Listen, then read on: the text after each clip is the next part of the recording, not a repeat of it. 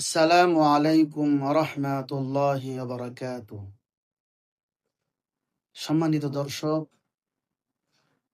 অনেকে আমাকে বলে এবং কমেন্ট করে তারা বলে যে হুজুর, দোয়া করার পদ্ধতি কি?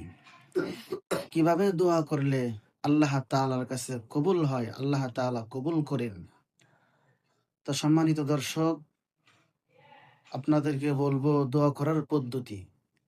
যখন আপনি আল্লাহর কাছে দোয়া করতে যাবেন, আল্লাহর কাছে কিছু চাইতে যাবেন, তো প্রথমে আপনি বলবেন আলহামদুলিল্লাহি রব্বিল আলামিন, অর্থাৎ আল্লাহ তাআলার প্রশংসা করে নিবেন।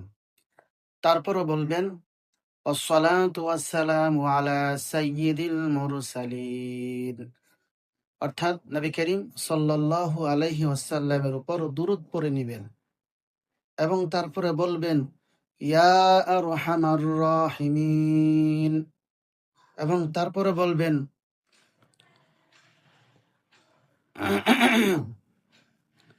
ইয়া রহমান, ইয়া রহিম, ইয়া হাইয়্যু, ইয়া কাইয়্যুম। এগুলি বলার পরে আপনার যা চাওয়া আল্লাহ তাআলার কাছে চাইবেন।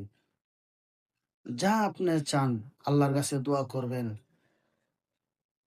চাওয়ার পরে দোয়া শেষ করার পূর্বে বলবেন ওয়াসালামুন আলাল মুরসালিন ওয়ালহামদুলিল্লাহি রাব্বিল আলামিন। সম্মানিত দর্শক, এই হলো দোয়া করার পদ্ধতি। এভাবে যদি দোয়া করেন, ইনশাআল্লাহ আশা করা যায় আল্লাহ তাআলা দোয়া কবুল করবেন। সম্মানিত দর্শক, যদি ভিডিওটা ভালো লাগে তাহলে লাইক এবং শেয়ার করে দিবেন, সকলকে জানার সুযোগ করে দেন। ইনশাআল্লাহ আপনারও সওয়াব হবে। আল্লাহ তাআলা আমাদেরকে আমল করার তৌফিক দান করুন। আল্লাহুম্মা আমিন।